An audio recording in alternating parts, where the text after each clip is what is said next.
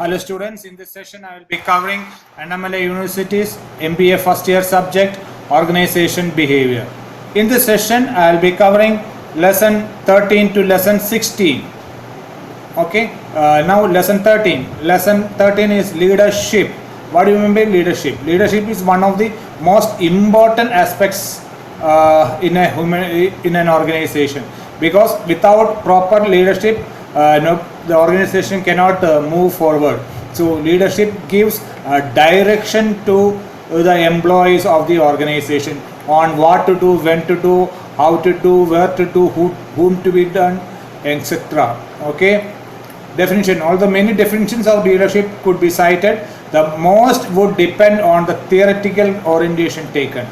Okay, leadership can be defined as influence, that is the area or process of influencing people so that they will strive willingly and enthusiastically towards achievement of group goals. So to achieve the organization's goals, the people should be motivated, influenced by a person or group of persons to accomplish the task or the objectives of the organization. This is what it is meant, leadership is meant by. So what are the characteristics of leadership? You may get a question, what do you mean by leadership and what are its characteristics, or explain its characteristics. One is empathy, creating a legitimate rapport with your staff.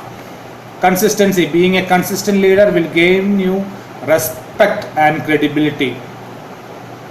Honesty, the leader should be honest. Direction, the leader should be able to give direction, proper direction or good direction to his subordinates. Communication, the leadership should communicate properly, effectively with the subordinates or employees. Flexibility, not every problem demands the same solution. By being flexible to new ideas and open-minded enough to consider them. So the leadership should be flexible enough to open to new ideas. Conviction, a strong vision and the willingness to see it through is one of the most important characteristics of leadership. Okay, leadership functions. You may get a question, what do you mean by leadership? What are the functions of leadership? Setting goals. A leader should set goals for the organization as well as for the employees. Organization is one of the functions of leadership. So organizing capabilities should be there for the leader. Initiating action. He should be an initiator of actions, various actions for achieving the goals. Coordination. A leader should be able to coordinate all the activities of the organization. Direction and motivation. The leader should be able to, or he should be able to direct his subordinates or employees and motivate them to achieve the goals. Link between management and workers. Leadership is a middleman or a person who acts as a middleman between the management as well as the workers or employees. There are various leadership styles. One is pace setting, is a leader expects and models excellence and self-direction. Authority leader, he always commands and takes the subordinates or workers with him. Affiliated leader works to create emotional bonds that bring a feeling of bonding and belonging to the organization. Coaching leader, he coaches his subordinates and advises them to try different activities and give suggestions to them. The coercive leader, he always be coercive, that means putting pressure on the employees and get what he tells them. Democratic leader, he builds consensus through participation from his workers or employees or subordinates. And power and politics, the leadership should have a power politics and power and enough politics inside the organization so that he can get the things done. So these are the things covered in lesson 13, leadership. Now to lesson 14, leadership theories. What are the various theories? Autocratic leadership. Autocratic is nothing but he is always commands. He and he asks for the job what he has already told them. So the subordinates are supposed to do like what he has told them, okay, without any changes. Democratic or participative leadership. The leader will always ask, most of the time, ask his subordinates for suggestions on going ahead with doing things or works inside the organization. Laissez-faire leadership. In this case, laissez-faire, the leader will give a free hands-off facility to the subordinates. That means the subordinates can do the work, accomplish the work depending on their skills and experience. So in order to give such a free rein to the subordinates should be so skilled, qualified and experienced to do the job, so that in such an organization the laissez-faire leadership can be implemented by the leader. Benevolent autocracy. Even though he is an autocrat, the leader is an autocrat, still he give some amount of participation, or the employees will think that the leader is so participative with them, but on the other hand is an autocrat behavior.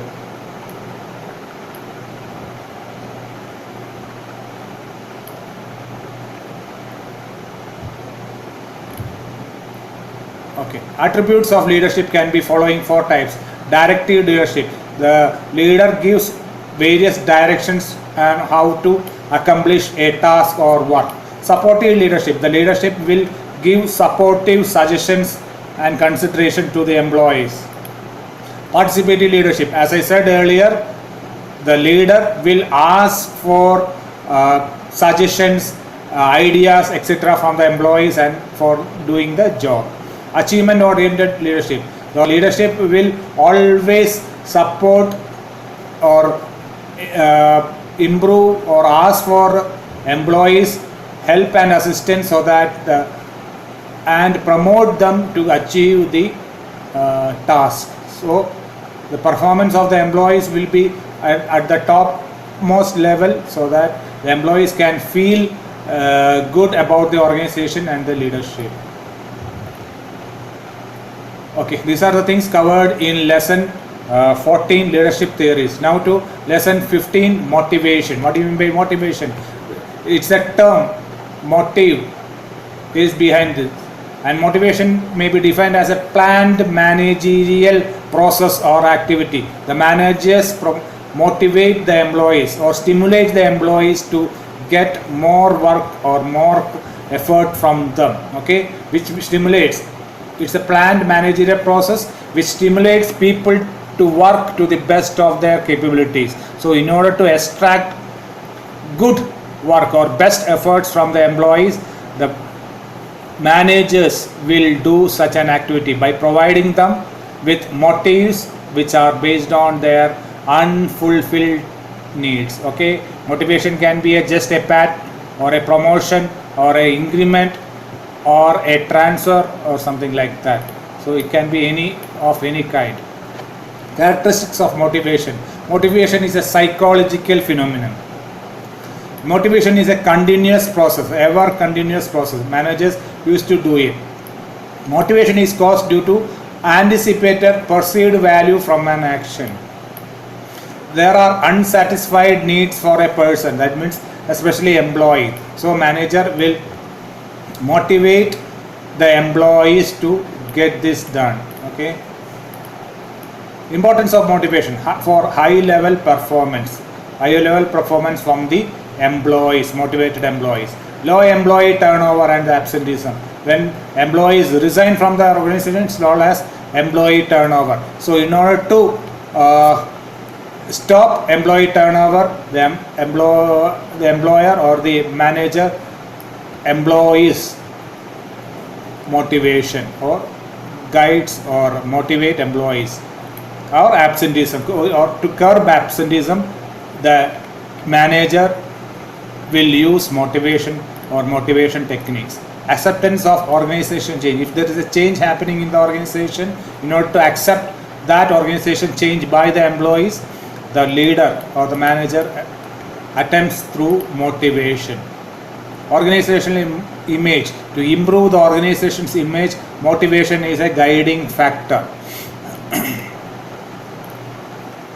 So, what are the financial incentives included? Pay and allowances will be increased of the employees or the good performing employees. Incentive pay. So, the manager or the management can give an incentive as a payment to the employees. Gain sharing. The gains of the organization can be shared between the employees by the management. Profit sharing, a share of the profit will be given to the employees as a motivation factor. Stock options, giving shares of the company to the employees. Retirement benefits, good retirement benefits also, it's a motivating factor. And other non-financial techniques. Non-financial techniques is nothing but things which are beyond the pay or money factor. Job security, motivate. Nothing can motivate a worker appointed temporarily better than provision of job security. Job security is a great factor. Challenging work environment, recognition among the employees, better job titles, managers, deputy manager, assistant manager, like that. Opportunities for advancement, that means promotion or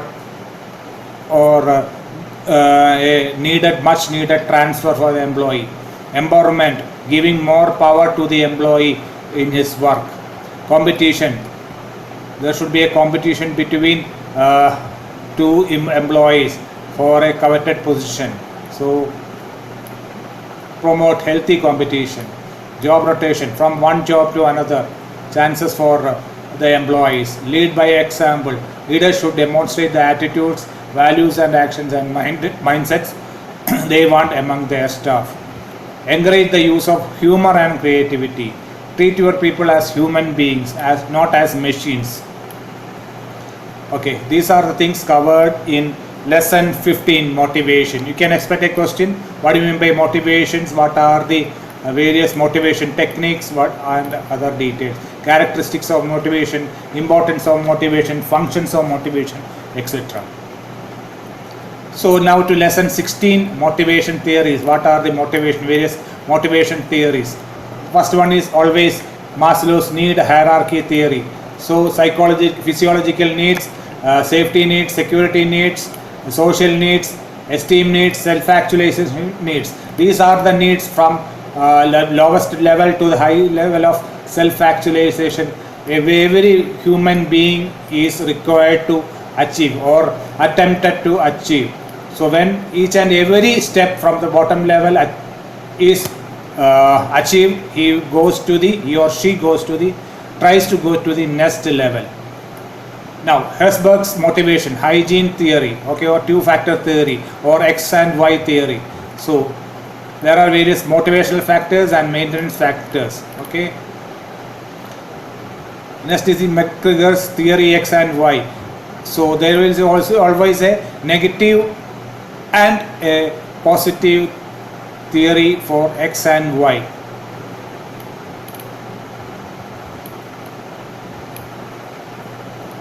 Urge theory of motivation. Urge is nothing but existence need. Every human being is required to exist in this world. Relatedness, every human being should be socially, it's a social need and should be related to each other. Growth, and every human being tries to grow each and every day from one position to another. And there are other theories like Porter and Lawler model of motivation, etc.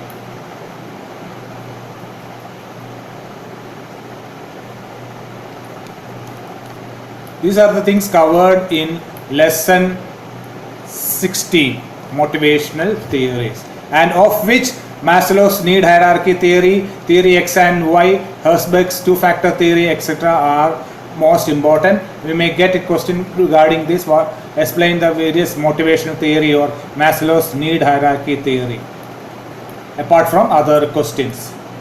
So there ends unit 4. Thank you very much. Happy learning.